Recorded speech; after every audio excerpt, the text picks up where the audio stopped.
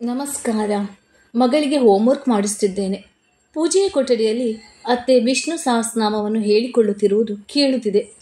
ಹೇಳುತ್ತಾ ಅದೇಕೋ ಒಂದು ಶ್ಲೋಕದ ಮಧ್ಯದಲ್ಲಿ ಅವರ ಧ್ವನಿ ನಿಂತು ಬಿಟ್ಟಿತ್ತು. ಮತ್ತೆ ಮತ್ತೆ ಮರಿಚಿದ್ರ ಅಂತ ಹೇಳ್ತಾರೆ, ಮತ್ತೆ ನಿಲ್ಲಿಸ್ತಾರೆ, ಮತ್ತೆ ಮರಿಚಿದ್ರ ಅಂತಾರೆ, ನಿಲ್ಲಿಸ್ತಾರೆ. 3-4 ಸಲ ಇದೇ ಆದಾಗ ಇದೇನಾಯಿತು? ದಿನ ಸಲೀಸಾಗಿ ಹೇಳ್ಕೊಳ್ತಾರಲ್ಲ, ಇವತ್ತ್ಯಾಕೆ ಅಲ್ಲಿಗೆ ನಿಲ್ಲಿಸಿದ್ದಾರೆ? ಏನೇ ಯೋಚನೆ ಬರ್ತಾ ಇದೆಯಾ? ಅದ್ಯಾಕೆ ಅಲ್ಲೇ ಅದೇ ಸಾಲಿನಲ್ಲಿ ಸುತ್ತಾಡ್ತಾ ಇದ್ದಾರೆ ಅಂತ ಯೋಚಿಸ್ತಾ ಇದ್ದೆ. ಮಗಳು ಅಮ್ಮ ಇದಕ್ಕೆ ಅರ್ಥ ಗೊತ್ತಿಲ್ಲ, ಹೇಳಿಕೊಡು ಅಂದಿದ್ದು ಕೇಳಿಸಿತ್ತು. ಮತ್ತೆ ಅವಳ ಕಡೆ ಗಮನ ಹೋಯಿತು. ಒಂದು ಕಿವಿ ಇತ್ತ, ಒಂದು ಕಿವಿ ಅತ್ತ. ಮತ್ತೆ ಮತ್ತೆ ಅದೇ ಅರ್ಧಕ್ಕೆ ನಿಲ್ಲುತ್ತಿದ್ದ ಶ್ಲೋಕ ನನ್ನನ್ನು ಅಲ್ಲಿಂದ ಹೇಳುವಂತೆ ಮಾಡಿತು. ಪಿಂಕಿ, ಹೋಮ್ವರ್ಕ್ ಮಾಡ್ತಾ ಇರೋ, ಬರ್ತೀನಿ ಎಂದು ಎದ್ದು ಪೂಜೆಯ ಕೊಠಡಿಯತ್ತ ಹೋದೆ. ಅತ್ತೆ ಯಾಕೋ ಅಸಹಾಯಕರಂತೆ ಕಾಣಿಸ್ತಾ ಇದ್ದಾರೆ. ಮೊದಲಿಗೆ ಅವರ ಮುಖದಲ್ಲಿ ಈ ಅಸಹಾಯಕತೆಯನ್ನು ನಾನು ನೋಡಿದೆ. ಏನಾಯ್ತಮ್ಮ ಎಂದೆ. ಯಾಕೋ ನೆನಪಿಗೆ ಬರ್ತಾ ಇಲ್ಲ. ಎಷ್ಟು ನೆನಪಿಸಿಕೊಂಡರೂ ಅಲ್ಲಿಂದ ಮುಂದೆ ನೆನಪಿಗೆ ಬರ್ತಿಲ್ಲ. ದಿನ ಹೇಳ್ಕೊಂಡು ಅಭ್ಯಾಸವಾಗಿರುವುದನ್ನೇ, ಆದರೆ ಯಾಕೆ ಹೀಗೆ ಗೊತ್ತಾಗ್ತಿಲ್ಲ, ಅಸಹಾಯಕತೆಯ ಧ್ವನಿಯಲ್ಲಿ ಅಂದರು. ಪುಸ್ತಕ ತಂದು ಕೊಡ್ತೀನಿ, ನೋಡ್ಕೊಂಡು ಹೇಳ್ವಿರಂತೆ ಎಂದು ಹುಡುಕಿ ತಂದುಕೊಟ್ಟೆ. ಪುಸ್ತಕ ನೋಡ್ಕೊಂಡು ಹೇಳೋದು ಯಾವತ್ತೋ ಬಿಟ್ಟಿದೆ. ವರ್ಷಾಂತರದಿಂದ ಬಾಯಲ್ಲಿ ಹೇಳಿಕೊಳ್ತಿದ್ದೇನೆ. ಒಂದೊಂದು ಸಲ ಹೀಗೆ ಆಗುತ್ತಮ್ಮ, ಮನಸ್ಸು ಎಲ್ಲೋ ಹೋಗಿರುತ್ತೆ ಅಂತ ಹೇಳಿ ಮತ್ತೆ ಮಗಳ ಬಳಿ ಬಂದೆ. 1-2 ದಿನಗಳಾದ ಮೇಲೆ ಅವರು ಗ್ಯಾಸ್ ಸ್ಟವ್ ಹತ್ತಿರ ನಿಂತಿದ್ದವರು ಎಣ್ಣೆ ಕಾದು ಹೋಗಿದ್ದರು. ನೋಡುತ್ತಾ ನಿಂತೇ ಇದ್ದರು. ಬಂದು ಆಫ್ ಮಾಡಿದೆ. ಯಾಕತ್ತೆ, ಎಣ್ಣೆ ಕಾದೋಗಿದೆ, ಯಾಕೆ ಒಗ್ಗರಣೆ ಮಾಡ್ತಾ ಇಲ್ಲ ಅಂದಿದ್ದಕ್ಕೆ, ಅದೇನೋ ಒಂದು ರೀತಿ ನೋಡಿ, ಏನೋ ಹಾಕಬೇಕು ಅಂತ ಗೊತ್ತಾಗ್ತಿಲ್ಲ ಅಂತ ಮತ್ತೆ ಅದೇ ಅಸಹಾಯಕತೆಯ ಧ್ವನಿ. ಇದ್ಯಾಕಮ್ಮ, ಹುಷಾರಿಲ್ವಾ? ಇವತ್ತು ಉಪ್ಪಿಟ್ಟು ಮಾಡುವುದು ಅಂತ ಹೇಳಿದ್ರಲ್ಲ, ಬಿಡಿ ನಾನು ಮಾಡ್ತೀನಿ ಬೇಕಿದ್ರೆ ಅಂದೆ. ಪರವಾಗಿಲ್ಲ, ನಾನೇ ಮಾಡ್ತೀನಿ ಅಂತ ಒಗ್ಗರಣೆ ಡಬ್ಬಿಗೆ ಕೈ ಹಾಕಿದರು. ಮತ್ತೊಂದಿನ ಊಟದಲ್ಲಿ ಏನೋ ಕೊರತೆ. ಪ್ರಶಾಂತ್, ಅಮ್ಮ ಹುಣಸೆ ಹಣ್ಣು ಸಾಕಾಗಿಲ್ಲ ಅನಿಸುತ್ತೆ, ಸಾರು ಗದರು ಬೇರೆ ಅಂದ. ಅವತ್ತು ಒಂದು ತಿತ್ತು ತಿಂದವರು ಹುಣಸೆ ಹಣ್ಣೇ ಹಾಕಿಲ್ಲ ಅಂದುಕೊಂಡರು. ರಾತ್ರಿ ಸುಧಾಕರನ ಬಳಿ ಹೇಳಿದೆ, ನಿಮ್ಮ ಅಮ್ಮನ ಗಮನಿಸಿದೆಯಾ? ಈಚೆಗೆ ಅವರಲ್ಲೇನೋ ಬದಲಾವಣೆ ಕಾಣ್ತಿದೆ. ನಾನೆಂದು ನೋಡಿಲ್ಲದ ಅಸಹಾಯಕತೆ. ಒಂದೊಂದು ಸಲ ಹುಷಾರಿಲ್ವಾ ಏನು ಅಂತ ವಿಚಾರಿಸು. ನಾನು ವಿಚಾರಿಸಿದ್ರೆ ಏನೂ ಇಲ್ಲ ಅಂದರು.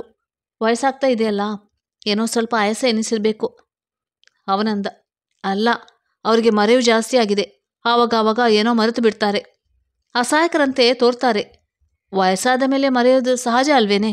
ನಮಗೇ ಮತ್ತೋಗುತ್ತೆ, ಇನ್ನು ಅವರು ಮರೆಯೋದೇನು ಹೆಚ್ಚು? ಅವನು ನಕ್ಕ. ನಿಮಗೆ ಅರ್ಥ ಆಗಿಲ್ಲ, ಇದು ವಯಸ್ಸಿನ ಮಾಮೂಲಿ ಮರೆವಲ್ಲ. ಒಂದ್ಸಲ ಡಾಕ್ಟ್ರ್ ಹತ್ರ ಅವರನ್ನು ಕರ್ಕೊಂಡು ಹೋಗು. ಸರಿ, ನಿನ್ನ ತಲೆಯಲ್ಲಿ ಏನೋ ಬಂದರೆ ಅದೆಲ್ಲಿಗೋ ಹೋಗುತ್ತೆ, ಕರ್ಕೊಂಡು ಹೋಗೋಣ ಬಿಡು. ಆದರೆ ಡಾಕ್ಟ್ರ್ ಹತ್ರ ಹೋಗೋಣ ಅಂದರೆ ಅತ್ತೆ ಕೆಂಡಮಂಡಳ. ರೋಗ ಇಲ್ಲ, ರುಜಿನ ಇಲ್ಲ, ನ್ಯಾನ್ಯಾಕೆ ಬರಲಿ ಅಂತ ರೇಗಿದ್ರು. ಮದುವೆಯಾಗಿ 12 ವರ್ಷಗಳಾದವು. ಅತ್ತೆಯ ವಿವಿಧ ರೂಪಗಳನ್ನು ನೋಡಿದ್ದೀನಿ. ಮಾವ ಬೆದರು ಬೊಂಬೆ, ಅವರ ಮಾತಿಗೆ 3 ಕಾಸಿನ ಬೆಲೆ ಇಲ್ಲ. ಆದರೆ ಅದು ನನ್ನ ಕಣ್ಣಿಗೆ ಬೀಳದಂತೆ ನೋಡಿಕೊಳ್ಳಲು ತುಂಬ ಎಚ್ಚರಿಕೆ ವಹಿಸ್ತಾರೆ. ಆದರೆ ನನಗೆ ಚೆನ್ನಾಗಿ ಗೊತ್ತಾಗಿ ಹೋಗಿದೆ. ಒಂಥರ ತಮಾಷೆ ಅನಿಸುತ್ತೆ. ನನ್ನೆದುರು ಏನ್ರಿ, ಕಾಫಿ ಕೊಡ್ಲಾ, ಇನ್ನೊಂದು ದೋಸೆ ಹಾಕ್ಲಾ ಅಂತೆಲ್ಲ ಮಾತನಾಡ್ತಾರೆ. ಒಬ್ಬರೇ ಇದ್ದಾಗ ಬಾಯಿ ಮುಚ್ಕೊಂಡು ಕೂತ್ಕೊಳ್ಳಿ, ಏನು ಎಲ್ಲದಕ್ಕೂ ಬಾಯಿ ಹಾಕ್ಕೊಂಡು ಬರಬೇಡಿ, ನಂಗೆ ಗೊತ್ತು ಏನು ಮಾಡಬೇಕು ಅಂತ, ಭಾರಿ ಕಂಡಿದ್ದೇನೆ, ಸುಮ್ಮನೆ ಕೂರ್ರಿ ಅಂತಾರೆ. ತೀರಾ ಒಂದೊಂದು ಸಲ ಕಂಡಿದ್ದೇನಯ್ಯ, ಸುಮ್ಮನೆ ಕೂತ್ಕೊಳ್ಳಯ್ಯ ಅಂತ ಏಕವಚನದಲ್ಲಿ ಮಾತನಾಡಿದ್ದು ಇದೆ. ಅದು ಹೇಗೋ ನನ್ನ ಕಿವಿಗೆ ಬಿದ್ದಿದೆ. ಆಶ್ಚರ್ಯವಾಗಿದೆ. ಒಂದ್ಸಲ ಸುಧಾಕರ್ ನಾನು ಕೇಳಿದೆ, ಸುಧಿ, ನಿಮ್ಮ ಅಪ್ಪ ಅಮ್ಮನ ಕೌಟುಂಬಿಕ ಜೀವನ ಹೇಗೆ? ಒಬ್ಬರಿಗೊಬ್ಬರು ತುಂಬ ಜಗಳ ಮಾಡ್ತಿದ್ರಾ? ನಿಮ್ಮ ಬಾಲ್ಯ ಹೇಗಿತ್ತು ಅಂತ ಕೇಳಿದೆ. ಸುಧಾಕರ ಒಂದು ರೀತಿಯ ವಿಷಾದದಿಂದ ನುಡಿದಿದ್ದ. ನಮ್ಮ ಅಪ್ಪ ಅಮ್ಮನದು ಇಜ್ಜೋಡು. ಮೊದಲೆಲ್ಲ ನಮ್ಮಪ್ಪ ಬೇಕಾದಷ್ಟು ಆಟ ಆಡಿದ್ದಾರೆ. ಅಮ್ಮ ಅಪ್ಪನ ಬೇಜವಾಬ್ದಾರಿ ಉಡಫೆ ನಮಗೆ ಗೊತ್ತಾಗದಂತೆ ಭಾಳ ಮುಚ್ಚುಮರೆ ಮಾಡಿದ್ರು. ಆದರೆ ದೊಡ್ಡವರಾಗ್ತಾ ನನಗೆ, ನಮ್ಮ ಅಕ್ಕಂಗೆ ಇಬ್ಬರಿಗೂ ಅಪ್ಪ ಜೊಲ್ಲು ಅನಿಸೋಕ್ಕೆ ಶುರುವಾಯಿತು. ಅದಕ್ಕೆ ಮೊದಲು ನಮ್ಮಮ್ಮ ತುಂಬ ಬಜಾರಿ ಅಂದ್ಕೊಳ್ತಾ ಇದ್ದವು, ಆದರೆ ಅಪ್ಪ ಅಮ್ಮನ ದೆಸೆಯಿಂದಲೇ ಹೀಗಾದದ್ದು ಅಂತ ನಮ್ಮ ದೊಡ್ಡಪ್ಪ ಹೇಳ್ತಾ ಇರ್ತಾರೆ ಅಂದಿದ್ದ. ನಾನಾಗ ಒಬ್ಬೊಬ್ಬರ ಜೀವನ ಒಂದೊಂದು ರೀತಿ ಅಂದುಕೊಂಡಿದ್ದೆ. ಒಂದಿಷ್ಟು ಅತ್ತೆಯ ಕುರಿತು ಸಾಫ್ಟ್ ಕಾರ್ನರ್ ಕೂಡ ಇತ್ತು. ಆದರೆ ನಾನು ಎಷ್ಟೇ ಆತ್ಮೀಯತೆ ತೋರಿಸಲು ಹೋದರೂ ಅವರದೊಂಥರ ದೂರವಿಡುವ ಸ್ವಭಾವ, ನಂಬಿಕೆ ಇಲ್ಲದ ನಡವಳಿಕೆ. ಎಲ್ಲರಿಗೂ ಗೊತ್ತಾಗುವ ಹಾಗೆ ನನ್ನನ್ನೇನು ಜೋರು ಮಾಡೋಲ್ಲ. ಆದರೆ ಬೇರೆಯವರ ಎದುರಿಗೆ ತಾವೇನೇ ತಮ್ಮೊಂದಿಗೆ ಹೊಂದಿಕೊಂಡು ಹೋಗ್ತಾ ಇದ್ದೀವಿ ಅಂತ ಮಾತನಾಡ್ತಾರೆ. ಯಾರು ನಿಜವಾಗಿಯೂ ಹೊಂದಿಕೊಂಡು ಹೋಗ್ತಾ ಇರೋದು ಅಂತ ಯೋಚಿಸುವುದಕ್ಕೆ ನಾನು ಹೋದರೆ 100 ಉದಾಹರಣೆ ಹೇಳ್ಬೋದು. ನನ್ನ ಯಾವುದೇ ನಡವಳಿಕೆಯು ಸುಧಾಕರನಿಗೆ ಕಷ್ಟವೆನಿಸಬಾರದು ಎನ್ನುವ ಒಂದೇ ಒಂದು ಉದ್ದೇಶದಿಂದ ನಾನು ಆದಷ್ಟು ಅಲ್ಲಲ್ಲೇ ಬಿಡ್ತಾ ಬರ್ತೇನೆ. ಯಾವುದೇ ಮನಸ್ತಾಪವನ್ನು ಬೆಳೆಸಿಕೊಂಡು ಹೋಗ್ತಿಲ್ಲ. ಮಗುವಿನೊಂದಿಗೂ ಅಷ್ಟೇ. ಬೇರೆ ಅಜ್ಜಿಗಿರುವ ಅತಿ ವಾತ್ಸಲ್ಯ ಮುದ್ದು ನಾನು ನೋಡಲೇ ಇಲ್ಲ. ಒಂಥರ ಶಿಸ್ತು. ಮಕ್ಕಳೊಂದಿಗೆ ಕೂಡ. ಹಾಗಾಗಿ ಮಗುವಿಗೆ ಅಜ್ಜಿ ಎಂದರೆ ಅಸಲಿಗೆ ಅತಿ ಸಲುಗೆಯೇ ಇಲ್ಲ. IT ಉದ್ಯೋಗದಲ್ಲಿರುವ ಎಲ್ಲರಿಗೂ ಇರುವಂತೆ ನನಗೂ ಒತ್ತಡವಿದೆ. ಸಹಜವಾಗಿ ಇರುತ್ತದೆ. ಆದರೆ ಅತ್ತೆ ಒಂದಿಷ್ಟು ಸಪೋರ್ಟಿವ್ ಆಗಿದ್ದರೆ ಏನೋ ಮಾಡ್ಬೋದಿತ್ತು ಎಂದೆನಿಸಿದ್ದು ಎಷ್ಟೋ ಸಲವೋ. ಮಗುವಿನ ಜವಾಬ್ದಾರಿ ಸ್ವಲ್ಪ ತೆಗೆದುಕೊಳ್ಬೋದಿತ್ತು. ಜ್ವರ ಬಂದಾಗಲೂ ರಜೆ ಹಾಕಿ ನೋಡು ಅಂತಾರೆ ಹೊರತು ನಾನು ನೋಡ್ಕೊಳ್ತೀನಿ, ನೀನು ಕೆಲಸಕ್ಕೆ ಹೋಗೋ ಅನ್ನಲ್ಲ. ನಿಮ್ಮ ಮಕ್ಕಳ ಜವಾಬ್ದಾರಿ ನಿಮ್ಮದು ಅಂತಲೇ ಬಾಯಿ ಬಿಟ್ಟು ಹೇಳ್ತಾರೆ. ಸುಧಾಕರ ಏನೇ ಮಾಡಿದ್ರು ಮಗ ತನ್ನ ಕರ್ತವ್ಯ ಮಾಡ್ತಾ ಇದ್ದಾನೆ, ಏನು ಮಹಾ ಅನ್ನುವ ದಾಟಿಯಲ್ಲೇ ಇರ್ತಾರೆ. ನೆಂಟರಿಷ್ಟರ ಬಳಿಯೂ ಅದೇ ಧೋರಣೆಯನ್ನು ತೋರ್ತಾರೆ. ಸುಧಾಕರ್ನಿಗೂ ಹಲವು ಬಾರಿ ತಾಯಿಯ ಮಾತಿಗೆ ಬಹಳಷ್ಟು ನೋವಾಗಿದೆ. ಹಾಗಾಗಿ ನಾನು ಇನ್ನು ಅವನ ಮನಸ್ಸನ್ನು ಕೆಡಿಸಬಾರದು ಎಂದು ಸಾಧ್ಯವಾದಷ್ಟು ನನ್ನ ತಾಪತ್ರಯವನ್ನು ಹೇಳಿಕೊಳ್ಳುವುದಿಲ್ಲ. ಇದೀಗ ಕೆಲವು ತಿಂಗಳಿಂದ ಅತ್ತೆಗೆ ಈ ಮರುವಿನ ತೊಂದರೆ ಬಂದಾಗ ಸುಧಾಕರ್ ಇದು ಮಾಮೂಲಿ ಮರುವು, ವಯಸ್ಸಾದಂತೆ ಬರುವಂಥದ್ದು ಎಂದು ವಿದಾಸೀನ ಮಾಡಿದ. ನನ್ನ ಮನಸ್ಸು ಅಲ್ಲ, ಏನೋ ತೊಂದರೆ ಇದೆ, ಆದಷ್ಟು ಬೇಗ ತೋರಿಸಬೇಕು ಎಂಬ ಎಚ್ಚರಿಕೆಯನ್ನು ಕೊಡುತ್ತಲೇ ಇತ್ತು. ಅತ್ತೆಯೊಂದಿಗೆ ಮಾತನಾಡಿದೆ. ಅಮ್ಮ, ಡಾಕ್ಟ್ರ್ ಹತ್ರ ಕರ್ಕೊಂಡು ಹೋಗ್ತೀನಿ, ನಿಮ್ಮ ಮರೆವಿಗೆ ಔಷಧಿ ಕೊಡ್ಬೋದು, ಹೋಗೋಣವಾ? ಮರೆವಿಗೆ ಎಲ್ಲಾದರೂ ಔಷಧಿ ಇದೆಯಾ? ಏನು ಬುದ್ಧಿ ಇಲ್ವಾ ಎಂದು ಬಿಟ್ಟರು. ನನಗೆ ಪೆಚ್ಚಾಯಿತು. ಹೇಳುವುದನ್ನು ಸ್ವಲ್ಪ ಮೆಲ್ಲಗೆ ಹೇಳ್ಬೋದಿತ್ತು. ಆದರೆ ಅಂದವರು ಜಾಯಮಾನಕ್ಕೆ ಬರೋದಿಲ್ವಲ್ಲ. ನನಗೂ ಅವರು ಹಾಗೆ ಹೇಳಿದ ನಂತರ ಏನು ಮಾಡಲು ತೋಚದೆ ಸುಮ್ಮನಾದೆ. ಆದರೆ ಮುಂದಿನ 4-6 ವಾರದಲ್ಲಿ ಅವರ ಪರಿಸ್ಥಿತಿ ಬಿಗಡಾಯಿಸಿತು. ಒಂದು ದಿನ ಬೆಳಿಗ್ಗೆ ಎದ್ದವರು ಮುಖ ತೊಳೆಯಲು ಎಂದಿನಂತೆ ಬಚ್ಚಲು ಮನೆಗೆ ಹೋಗದೆ ಅಡುಗೆ ಮನೆಯ ಬಾಗಿಲಲ್ಲಿ ನಿಂತು ಬಿಟ್ಟಿದ್ದರು. ನನಗೆ ಅಚ್ಚರಿಯಾಯಿತು. ಅಮ್ಮ, ಮುಖ ತೊಳ್ಕೊಂಡ್ರಾ ಎಂದೆ. ಆಗ ಅವರಿಗೆ ತಬ್ಬಿಬ್ಬಾಯಿತು. ಮತ್ತೆ ನನ್ನ ಮನದೊಳಗೆ ಏನೋ ಗಾಬರಿ ತೋರಕೂಡದೆ ಹೋಗಿ ಮುಖ ತೊಳೆದು ಬನ್ನಿ ಎಂದೆ. ಆಗ ಎಚ್ಚರದಂತೆ ಬಚ್ಚಲ ಮನೆಗೆ ನಡೆದರು. ಎಲ್ಲೋ ಹೋದಿದ್ದು ತಟ್ಟೆಂದು ತಲೆಗೆ ಬಂತು. ಇದು ನ್ಯುಮೋನಿಯಾ ಇರಬಹುದೇ. ಕೊನೆಗೆ ಡಾಕ್ಟರ್ ಬಳಿ ಬಲವಂತವಾಗಿ ಕರೆದುಕೊಂಡು ಹೋದಾಗ ನನ್ನ ಊಹೆ ನಿಜ ಎಂದು ತಿಳಿಯಿತು. ಒಬ್ಬರನ್ನೇ ಬಿಟ್ಟು ಎಲ್ಲೂ ಹೋಗಬೇಡಿ ಎಂದರು ಡಾಕ್ಟರ್. ಮನೆಯಲ್ಲಿರುವವರು ಯಾರು ಪ್ರಶ್ನೆ ಬಂದಾಗ ನಾನು ವಿಧಿ ಇಲ್ಲದೆ ಮನೆಯಿಂದಲೇ ಕೆಲಸ ಮಾಡುವ ತೀರ್ಮಾನ ಮಾಡಿದೆ.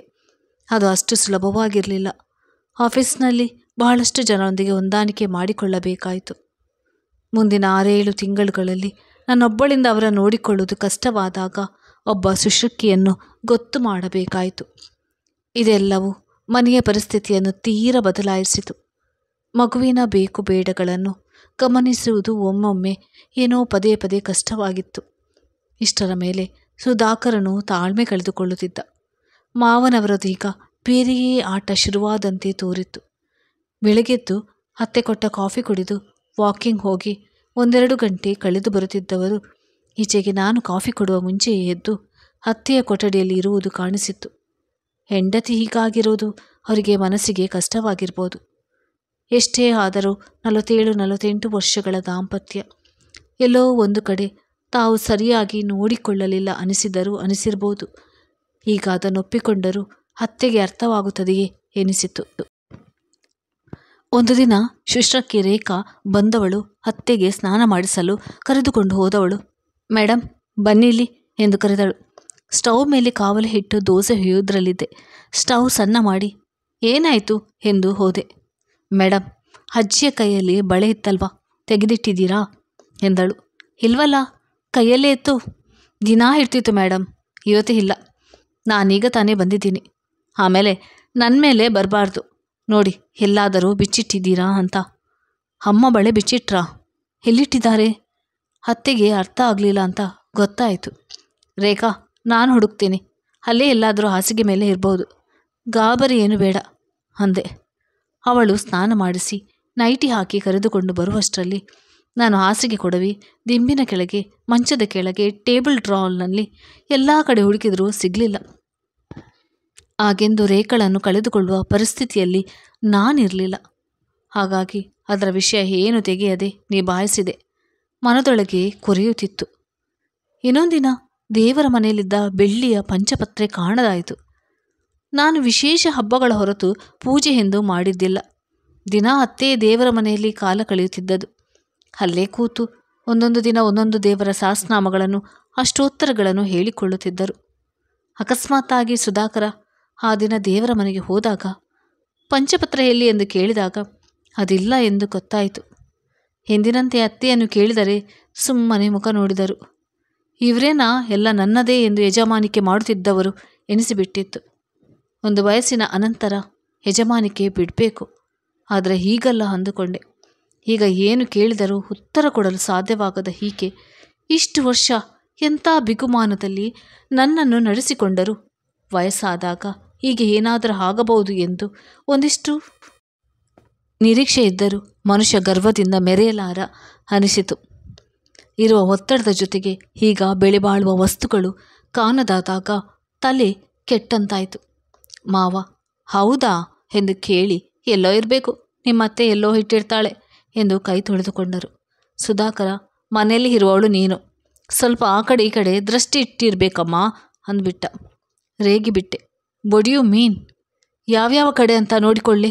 ಪಿಂಕಿ ಸ್ಕೂಲ್ನಿಂದ ನೋಟ್ ಕಳಿಸಿದ್ದಾರೆ, ಬಂದು ನೋಡಿ ಅಂತ. ನಿಮ್ಮ ಅಪ್ಪ ಮನೆಯಲ್ಲಿ ಇರುವುದು ಒಂದೇ, ಇಲ್ಲದಿರುವುದು ಒಂದೇ. ನಿಮ್ಮ ಅಮ್ಮ ನೋಡಿದರೆ ಹೀಗೆ. ಹೇಗೆ ಹೋಗಲಿ? ನೀನು ರಜೆ ಹಾಕಿ ಸ್ಕೂಲಿಗೆ ಹೋಗಿ ಬಾ, ಇಲ್ಲಾಂದರೆ ಮನೇಲಿರು, ನಾನು ವಿಚಾರಿಸ್ತೀನಿ. ಅವನು ತನ್ನಗಾದ. ಸಾರಿ, ನನಗೂ ಸಿಕ್ಕಾಪಟ್ಟೆ ಪ್ರೆಷರ್. ನಂಗೊತ್ತು ನಿಮಗೆ ತುಂಬ ಸ್ಟ್ರೇನ್ ಆಗಿದೆ ಅಂತ. ಏನಾದರೂ ಮಾಡೋಣ ಅಂದು ಆಫೀಸ್ಗೆ ಹೊರಟು ಬಿಟ್ಟ. ಏನು ಮಾಡ್ತೀಯಾ? ಏನೂ ಇಲ್ಲ. ಅಳು ಬಂತು. ಈಚೀಚೆಗೆ ತಲೆನೋವು ಪದೇ ಪದೇ ಬರ್ತಾ ಇದೆ. ಸಣ್ಣ ಸಣ್ಣ ವಿಷಯಗಳಿಗೂ ರೇಗುವ ಅಥವಾ ಅಳುವ ಹಂತಕ್ಕೆ ಬಂದಿದ್ದೀನಿ.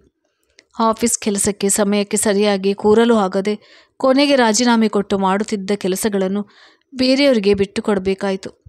ತಲೆನೋವು ತಡೆಯಲಾಗದೆ ವೈದ್ಯರ ಬಳಿ ಹೋದಾಗ ಡಿಪ್ರೆಷನ್ಗೆ ಹೋಗಿದ್ದೀರಿ, ಕೆಲವು ತಿಂಗಳುಗಳ ಕಾಲ ಆ್ಯಂಟಿಡಿಪ್ರೆಸೆಂಟ್ಗಳನ್ನು ತೆಗೆದುಕೊಳ್ಬೇಕು ಎಂದರು. ಈ ಸರಪಳಿಯಲ್ಲಿ ನನ್ನದೇನು ತಪ್ಪಿಲ್ಲವಾದರೂ ನಾನು ಬಂದಿಯಾಗಿದ್ದೆ. ಬಿಟ್ಟೇನೆಂದರೆ ಬಿಡದಿ ಪ್ರಾರಬ್ಧ. ಒಂದು ದಿನ ಬೆಳಿಗ್ಗೆ ಕಾಫಿ ಲೋಟ ಕೈಗಿಟ್ಟಾಗ ಅತ್ತೆಯ ಎಡಹೆಬ್ಬೆರಳಲ್ಲಿ ಶಾಯಿಯ ಕಳೆ ಇತ್ತು. ಏನತ್ತೆ, ಯಾರು ಇದನ್ನು ಹಚ್ಚಿದ್ದು ಅಂತ ಕೇಳಿದರೆ ಅತ್ತೆ ತೇಟ್ ಪಿಂಕಿ ಒಮ್ಮೊಮ್ಮೆ ಮಾಡುವಂತೆ ಮುಖ ಮಾಡಿದರು.